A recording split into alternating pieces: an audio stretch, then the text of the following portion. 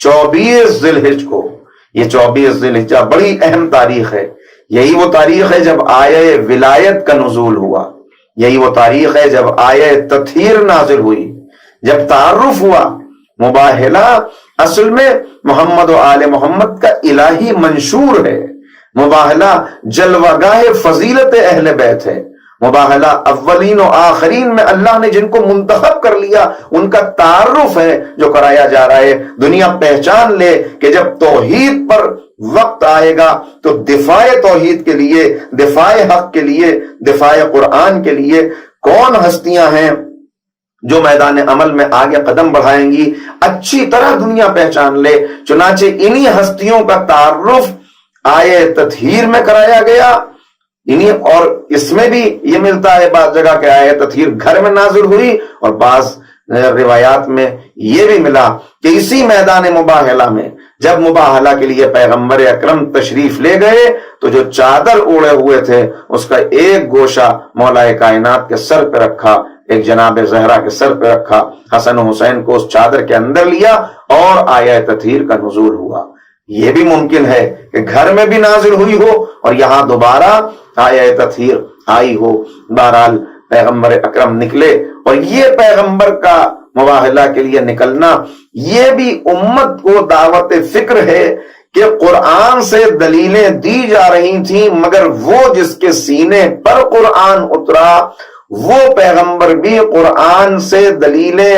دینے کے باوجود حق پہنچا دیا، لیکن اس کے باوجود دشمن تسلیم نہیں ہوا، وہ قائل نہیں ہوئے۔ تو پھر اب نکلے اپنے اہل بیت کو لے کر یہ پیغام دیتے ہوئے کہ قرآن بغیر اہل بیت کے کافی نہیں ہے۔ جب قرآن اور اہل بیت مل کے چلتے ہیں، جب قرآن اور اہل بیت موجود ہوں، پھر اس کے بعد کیسا ہی دشمن ہو خدا کا، رسول کا، وہ دشمن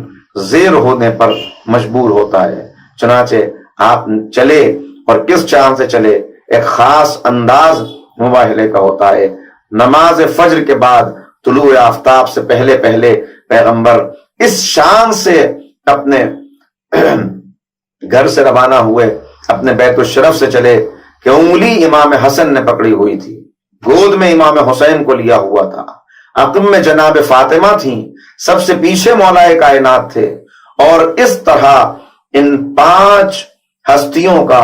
یہ قافلہ کہ جو اصل میں قافلہ صداقت ہے، قافلہ نور ہے، یہ روانہ ہوا۔ پیغمبر اکرم اس جگہ پہنچے بستی سے باہر جس جگہ کا تعین کیا گیا تھا، اور اب ہوتا یہ ہے اس میں کہ دونوں فریق ایک دوسرے کے سامنے بہت قریب بیٹھ جائیں، اور بیٹھنے کے بعد اپنے ہاتھوں کو دعا کے لیے اٹھا دیں۔ پیغمبر اکرم آئے، اس جگہ پر بیٹھ گئے، ادھر دور سے جو عیسائی دیکھ رہے ہیں ایک دوسرے کو انہوں نے دیکھنا شروع کیا، اور جب یہ پتا چلا کہ کون ہستیاں ہیں جو آئی ہیں تو ان کا جو سردار تھا، جو بڑا پادری تھا، اس نے پکار کے کہا کہ خبردار، ان سے مباہلہ نہ کرنا، اس لیے کہ میں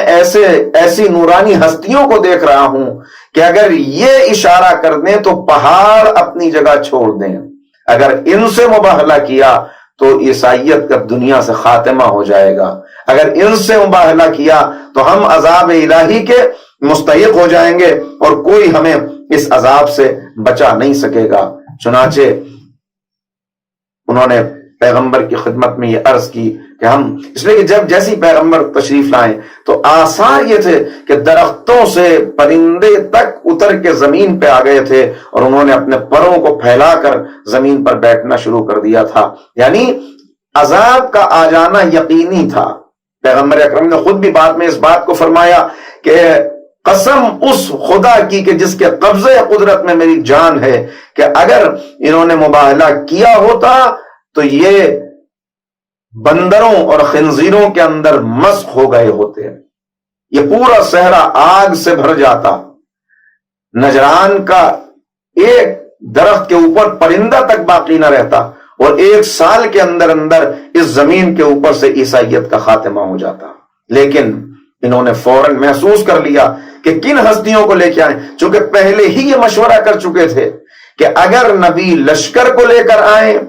اگر نبی اپنے ساتھیوں کو لے کر آئیں تو مباہلہ ہوگا، اور اس مباہلہ میں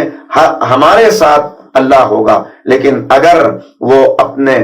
لشکر کو لانے کے بجائے اپنے خاص الخاص افراد کو لے کے آئیں، اپنے اہل بیت کو لے کے آئیں، تو پھر مقابلہ نہ کرنا، مباہلہ نہ کرنا۔ اس لیے کہ یہ بھی جانتے ہیں، دیکھیے ہر جنگ لشکروں سے فتح نہیں کی جاتی، اس لیے کہ لشکر کبھی کبھی لشکروں کے مقابلے میں ابابیل کی ایک کنکری کافی ہو جاتی ہے، اور لشکروں کا جہاں مقاتلہ ہوتا ہے، جہاں لشکر کا لشکر سے مقابلہ ہوتا ہے، وہاں خنجر و شمشیر اور تیغ و سنا سے مقابلہ کیا جاتا ہے۔ لیکن مباہلہ وہ میدان ہے کہ جہاں کردار سے مقابلہ ہوگا، جہاں اخلاق سے مقابلہ ہوگا، جہاں انسانی صفات کمال پہ پہنچی ہوئی ہوں گی، تب دشمن شکست کھائے گا۔ لہٰذا انہوں نے جزیہ دینا قبول کر لیا، انہوں نے اپنے ہاتھ کھڑے کر دیے، ہم مقابلہ نہیں کریں گے، ہم اپنی شکست قبول کرتے ہیں، جزیہ دیں گے۔ چنانچہ طے ہو گیا کہ 40 درہم کی قیمت کے 2000 حلے، 2000 لباس ہر سال بطور جزیہ دیں گے۔ اگر کبھی یمن والوں سے جنگ ہو گئی تو 30 زرہیں، 30 گھوڑے اور 30 نیزے مسلمانوں کو عاریتن دیں گے، جن کے واپس کرنے کی ضمانت پیغمبر اکرم نے لے لی۔ لہذا مباہلہ نہیں ہوا، واپس پلٹ گئے، جزیہ دینا قبول کیا۔ واپس نجران جا کر ان میں بہت سے لوگ واپس مدینے آئے، کچھ دن کے بعد میں، کچھ عرصے کے بعد میں، پیغمبر کے لیے تحفے لے کر، اور پیغمبر کے ہاتھ پر اسلام قبول کیا، ایمان لائے، اس لیے کہ اسلام کی حقانیت کو پہچان چکے تھے۔ ان ہستیوں کا تعارف انہیں ہو چکا تھا کہ جن ہستیوں کو پیغمبر میدان مباہلہ میں لے کر آئے تھے۔ ذرا اندازہ کریں، جب جناب مریم پر وقت آیا اور جناب مریم کی عصمت کی خطرے میں پڑی، تو جناب عیسیٰ علیہ السلام نے گہوارے سے، آغوش مادر سے گفتگو کر کے اپنی ماں کی عصمت کو بچایا۔ اب ذرا اندازہ کریں، جناب عیسیٰ اگر نہ بولے ہوتے جناب مریم کی عصمت خطرے میں تھی، جناب مریم کی عصمت خطرے میں تھی، بولے عیسیٰ، تو جو بول کے اپنی ماں کی عصمت کو بچائے اسے عیسیٰ کہتے ہیں، جو بی بی بغیر بولے ہوئے اپنے بابا کی صداقت کو بچا لے اسے فاطمہ زہرا کہتے ہیں۔